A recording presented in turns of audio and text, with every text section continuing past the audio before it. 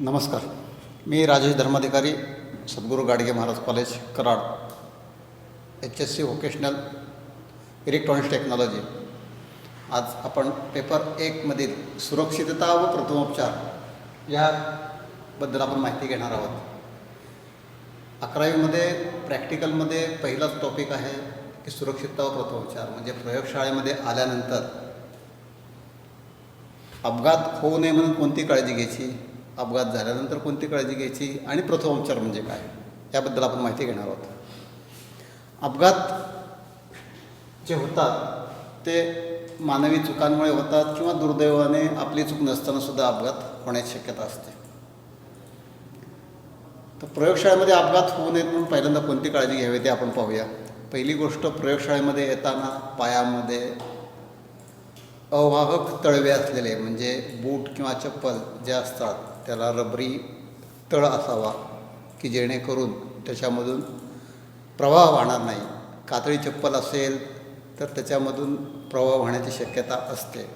त्यामुळं बूट किंवा चप्पल किंवा स्लीपर जे काही तुम्ही प्रयोगशाळेमध्ये येताना घालणार आहात त्याच्या बुटा किंवा चप्पलच्या तळवा हा नेहमी रबरी सोल असावा. ही पहिली काळजी झाली.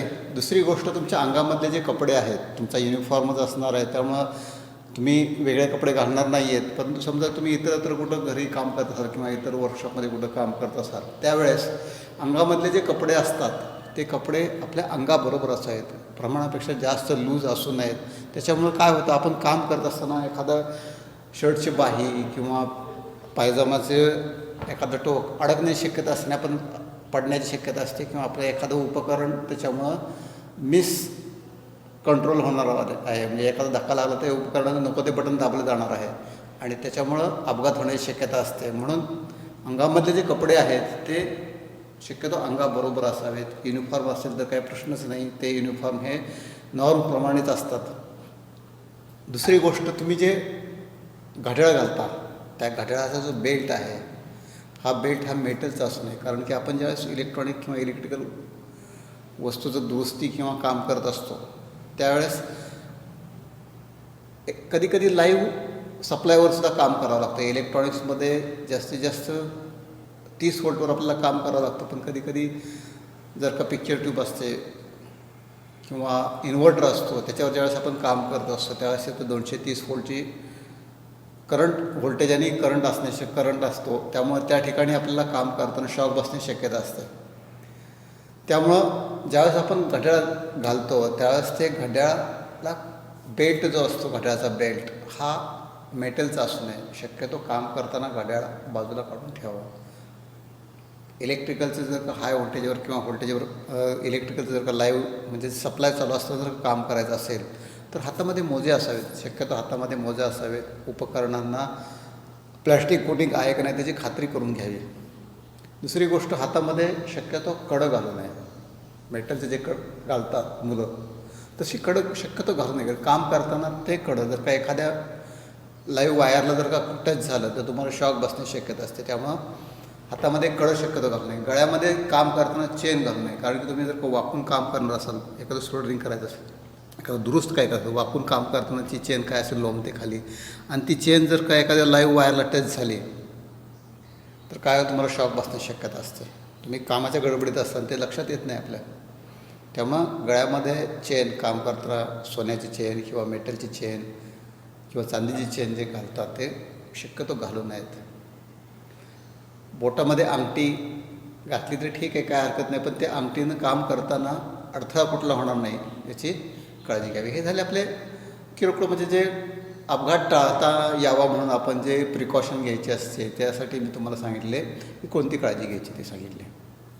समजा अपघात झालाच तर आता अपघात कोणत्या कोणत्या प्रकारचे होत असतात. एक तर उंच शिडीवर किंवा उभं राहून जर का काम करत असेल तर वरून पडण्याची शक्यता असते किंवा कशामध्ये अडकून मशिनरीमध्ये अडकून पडण्याची शक्यता असते किंवा मशिनरीमध्ये काम करताना चुकून आपला हात अडकण्याची शक्यता असते. असे काही अपघात होतात ते अपघात होतात. दुसरा अपघात असतो ते भाजणे. इलेक्ट्रॉनिक्समध्ये आपण सोल्डराईन वापरतो आणि सोल्डराईन वापरताना एखाद्या वेळेस चटका बसण्याची शक्यता असते, भाजण्याची शक्यता असते किंवा एखादं उपकरण प्लॅस्टिकचं जर का असेल तर त्यात वायरला जर का टच झालं सोल्डरायन आणि ते जर का लाईव्ह वायर असेल तर काय होईल, ती वायरचं कोटिंग जळून जाईल सोल्डरायनमुळं आणि सोल्डरायनमध्ये करंट येईल, तो आपल्याला शॉक बसण्याची शक्यता असते. नंतर भाजण्यामुळे म्हणजे आग लागल्यामुळे, एखादं शॉर्ट सर्किट झालं आणि आग लागल्यामुळे अपघात होण्याची शक्यता असते. आणि शॉक लागल्यामुळे तुम्हाला मी सांगितलं, शॉक लागल्यामुळे सुद्धा तुम्हाला अपघात होण्याची शक्यता असते. हे जे 3 अपघाताचे प्रकार आहेत, हे 3 अपघाताचे प्रकार टाळण्यासाठी, अपघात टाळण्यासाठी, विद्युत अपघात टाळण्यासाठी मी तुम्हाला रबरी बूट घाला म्हणून सांगितलं. आग लागू नये म्हणून शक्य ज्वलनशील जे पदार्थ आहेत ते काळजीपूर्वक हाताळावेत. शॉर्ट सर्किट होऊ नये म्हणून काळजी घ्यावी. शॉर्ट सर्किट होऊ नये म्हणजे काय, तर आपल्या घरामध्ये उदाहरणार्थ फ्यूज असतो. आपल्या घरामध्ये काय असतो, फ्यूज असतो. तो फ्यूज हा जळण्यासाठी असतो. फ्यूज हे नावच त्याचं फ्यूज आहे. फ्यूज होणे म्हणजे जळणे.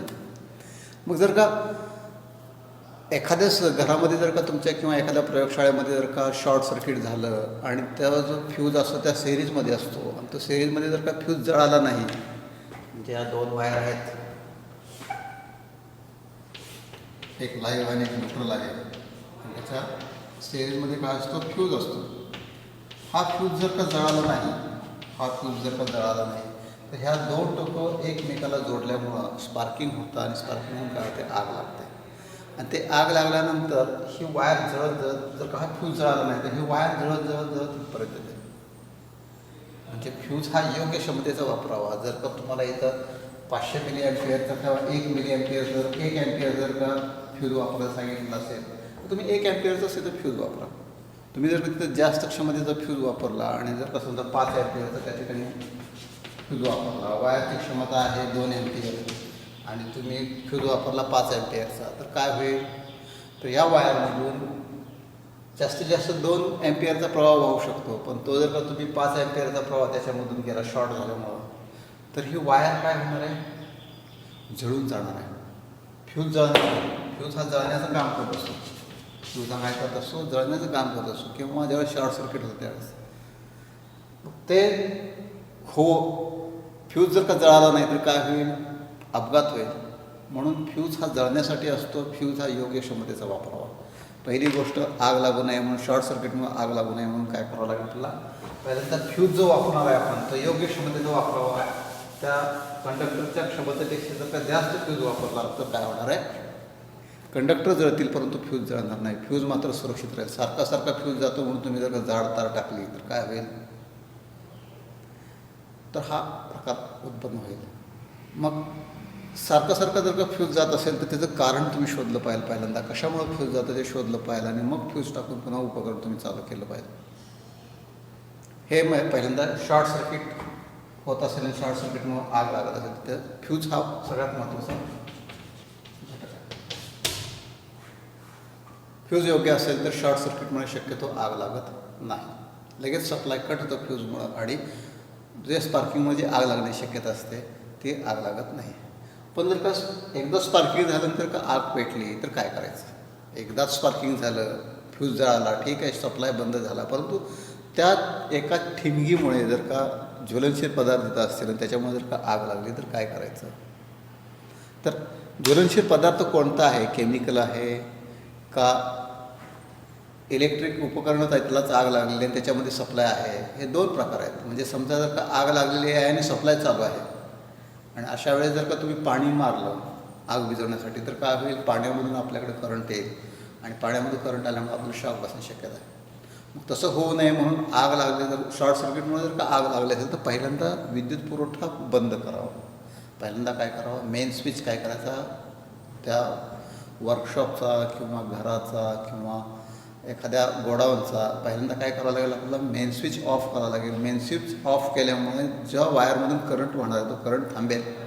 करंट थांबला की तुम्ही याला पाणी मारणं कोणतीही अडचण येणार नाही. दुसरी गोष्ट, जर का केमिकल असेल, केमिकल जर का जळत असेल त्यामध्ये एखादं जर का HCl असेल, H2SO4 असेल, आपल्याला बॅटरीमध्ये टाकतं HCl टाकावं लागतं, H2SO4 टाकावं लागतं किंवा PCB एसिंगसाठी केमिकल वापरतो आपण, ते जर का केमिकल असेल आणि तिथे जर का आग लागलेली असेल आणि तिथे जर का तुम्ही पाणी मला ॲसिडमध्ये जर का आपण पाणी टाकलं, तुम्ही 8वी 9वी 10वीपर्यंत शिकलेला केमिस्ट्री विषय, त्याच्यामध्ये आपण ॲसिडमध्ये जर का पाणी टाकलं तर आग अजून भडकण्याची शक्यता असते.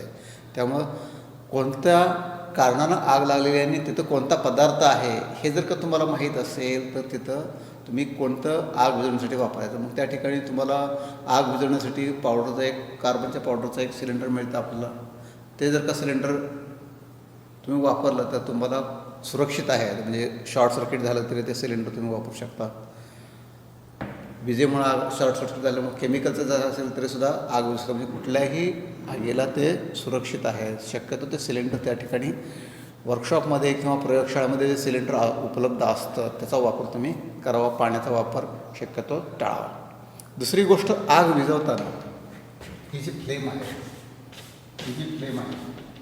तिथं समजा आग लागली आहे तर त्या फ्लेमवर वरच्या बाजूला मारण्यापेक्षा जिथून आज पेटते आहे त्या ठिकाणी तुम्ही काय करावं, त्याचा मारा करावा, कार्बन डायऑक्साईडचा मारा करावा. त्याच्यामुळं आग लवकर विझते आणि अपघात टाळला जातो. हे झालं आगीच्या बाबतीमध्ये झालं. समजा तुम्ही आता सोल्ड्राईन वापरता कॉलेजमध्ये किंवा वर्कशॉपमध्ये किंवा ज्यावेळेस तुम्ही काम कराल त्यावेळेस सोल्ड्राईन वापरणार आहात. त्याच्यामुळं काय होणार आहे, ते गरम असे सोल्ड्राईन कधी कधी चटका बसण्याची शक्यता असते. चटका बसला तर शक्यतो तुमच्याजवळ जर का थंड पाणी असेल तर त्या थंड पाण्याचा वापर करून ते बुडवा. पण ते जेव्हा तुम्हाला जखम झाली नसेल आणि भाजलेलं आहे. दिवाळीमध्ये तुम्हाला फटाका फोडता तुम्हाला अनुभव असेल. दिवाळीमध्ये चुकून एखाद्या वेळेस फटाका आपल्या हातामध्येच फुटतो आणि मग आपल्या हाताला भाजतं. त्याला जर का जखम झाली नसेल, फोड आले असतील तर ते थंड पाण्यामध्ये बुडवायला काय, फोड न फोडता काय करायचं, थंड पाण्यामध्ये हात बुडवायचा किंवा बर्फ लावायचा जखम नसेल तर. त्यामुळं काय होतं तर ते आगीचा दाह कमी होतो आणि ती जखम लवकर बरी होते आणि पुढचं जो इन्फेक्शन होणार आहे ते टाळलं जातं. पण ते जेव्हा जखम नसेल तेव्हा स्वच्छ थंड पाण्यामध्ये हात बुडवा किंवा बर्फाचा वापर करावा. हे झालं. भाजल्यानंतर काय करायचं. आगीचं सांगितलं, शॉर्ट सर्किट आग कशामुळे लागते आणि आग लागल्यामुळे काय करायचं ते सांगितलं. आता राहिलं अपघात घडतो. आपण एखाद्या शिडीवर काम करताना वरून जर का पडलो, लागलं किंवा हात मोडला किंवा काय झालं तर काय करायचं. एकतर पहिली गोष्ट, शिडी ही जी आहे ते सुरक्षित असावी. त्याला आपल्याला मदतीला वर आपण चढतो त्यावेळेस मदतीला कोणतरी आपल्या जवळ असावं, हे तर महत्त्वाचं आहे. मग आता हा जो अपघात झालेला आहे त्यावेळेस तुम्ही काय करणार आहात. एखादा वरून पडला आणि हात मोडला, काय करायचं. तर त्यावेळेस किंवा बेशुद्ध पडला तर त्याला काय करायचं. काही जण काय करतात, बुटाचा सॉक्स काढतात त्या नाका फोडतात. ते कशासाठी करतात, तो जिवंत आहे का नाही पाण्यासाठी तडपडून जागा होतो, घाण वास येतो आणि मग त्यामुळे काय होतं, तो शुद्धीत येण्याचा प्रयत्न करतो तर तडपडतो. तसं न करता, तसं केल्यामुळे काय होतं तर घाण वासण्यामुळे त्याला जो शुद्ध ऑक्सिजनची गरज असते त्यावेळेस बेशुद्ध पडल्यानंतर ती मिळत नाही. तुमचं घाण वास सॉक्सला जातं त्याला. आणि मग तसं न करता बेशुद्ध पडलेल्या माणसाला व्यवस्थित उचलून बाजूला घ्यावं. एक तर शॉक लागल्यामुळे बेशुद्ध पडला असेल तर पहिल्यांदा सप्लाय बंद करावा. शॉक लागल्यामुळे जर का तो वरून पडला असेल तर पहिल्यांदा सप्लाय, तो जर चिकटलेला असेल तर पहिल्यांदा सप्लाय बंद करावा. शॉक लागला असेल तर त्याला पकडू नये. त्याला पकडलं तर काय होईल की शॉक लागल्यामुळे जे सर्किट पूर्ण होतं, शॉर्ट सर्किटमुळे जे पूर्ण सर्किट पूर्ण होतं, तुमच्या बॉडीमधून जो करंट ग्राउंड होत असतो त्याच्यामुळे जर दुसऱ्यांदा जर त्याला टच केलं तर काय होईल, त्याला शॉक बसेल आणि त्या व्यक्तीला पुन्हा काय होईल, त्याच्या बॉडीमधून काय होईल, करंट होईल आणि त्याला पण शॉक बसेल. म्हणजे पॅरलल सर्किट तयार होईल आणि दोघांनाही शॉक बसेल. तुम्ही म्हटलं मी जर का स्टूलवर उभा राहिलेलो आहे, मला शॉक नाही बसला पाहिजे, परंतु तुम्ही ज्यावेळेस पकडता त्यावेळेस तुमच्या बॉडीचे 2 पार्ट टच होतात त्याला. त्यावेळेस हे नुसतं एक बोट असं तुम्ही लावत नाही त्याला ओढण्यासाठी. तुम्ही काय करता, त्याला असं पकडण्यासाठी पकडता त्यावेळेस काय होतं, तुमच्या बॉडीचे 2 पार्ट चिकटतात आणि त्या 2 पार्टमधून तुमच्या हातामधून काय होतं, करंट वाहतो. म्हणजे हा जो करंट वाहतो त्याच्यात तुमच्या बॉडीमध्ये हा इकडे ग्राउंड होतो.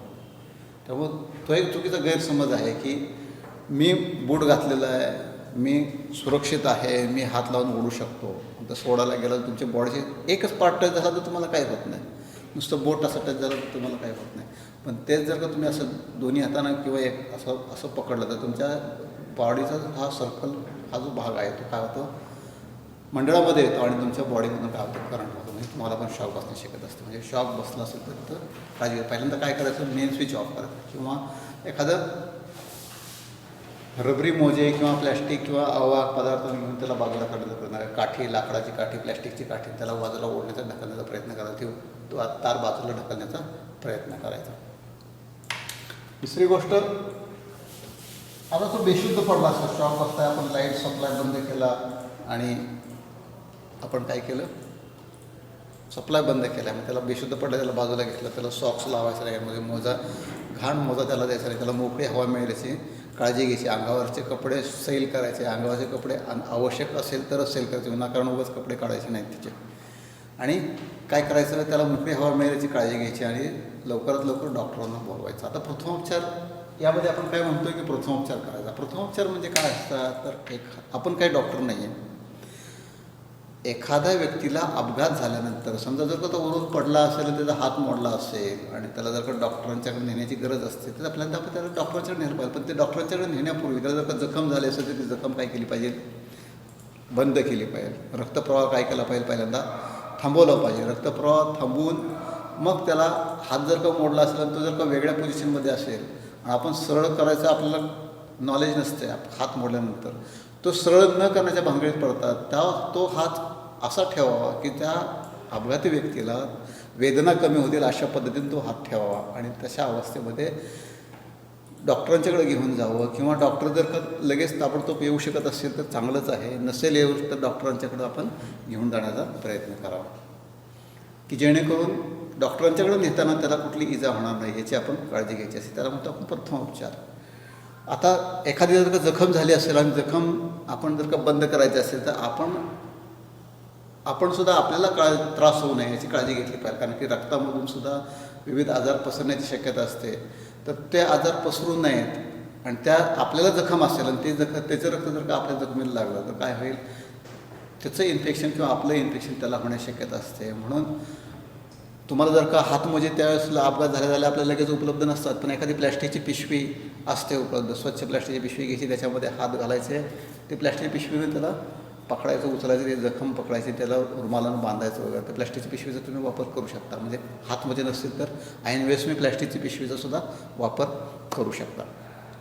हे झालं आपले अपघात घडल्यानंतर टाळावेत. म्हणजे प्रथमोपचार कशाला म्हणतात, तर आपण डॉक्टर नाही, डॉक्टर येण्यापूर्वी त्या अपघाती व्यक्तीस आराम वाटावा या दृष्टीने केलेले जे उपचार असतात त्याला आपण प्रथमोपचार.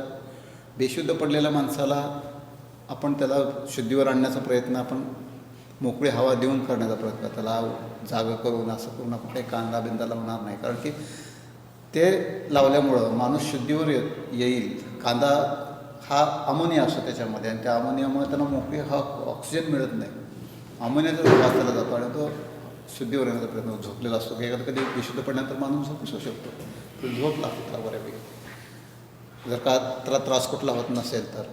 पण जर का त्रास होत असेल आणि तुला जर ऑक्सिजनची गरज असेल, तुम्ही जर का कांदा आणि सॉक्स लावला तर काय होईल, त्याला आणखीन इजा होण्याची शक्यता आहे. म्हणजे प्रथमोपचार करताना आपल्याला प्रथमोपचाराची माहिती असणं आवश्यक आहे. आपण म्हणजे डॉक्टर नाही, डॉक्टर येण्यापूर्वी त्या पेशंटला किंवा त्या अपघाती व्यक्तीला मदत म्हणून आपण जे करतो, कुठलीही इजा न होता आपण लवकरात लवकर डॉक्टरांच्याकडे नेण्याचा प्रयत्न करावा. आणि प्रथमोपचार म्हणजे की डॉक्टर येण्यापूर्वी आपण जे त्याला अपघातापासून वाचवणे आणि दुसरी गोष्ट ते रक्तप्रवाह किंवा एखादं शुद्धी देण्यासाठी त्याला आपण एखादं ऑक्सिजन देणे किंवा ऑक्सिजनचा पत्ता नसतो, सिलेंडर नसतो, ऑक्सिजन तर आपण देऊ शकत नाही, मोकळी हवा त्याला आपण फक्त देऊ शकतो. दुसरी गोष्ट अपघाती व्यक्तीला शुद्धी देण्यासाठी आपण त्याला बेशुद्ध व्यक्तीला जर का आपण पाणी पाजू नये, बेशुद्ध व्यक्ती जे असेल त्याला पाणी पाजू नये. कारण की त्याला पाणी प्यायचं कळत नसतं, कारण ते शुद्धीतच नसतं.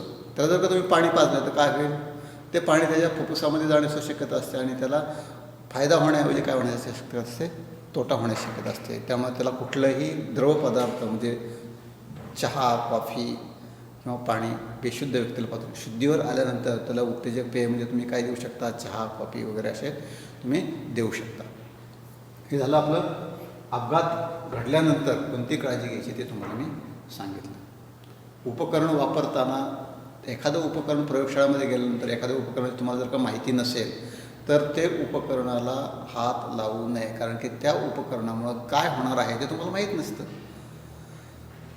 उपकरणाची पूर्ण माहिती असल्याशिवाय ते उपकरण हाताळू नये, ही दुसरी एक गोष्ट.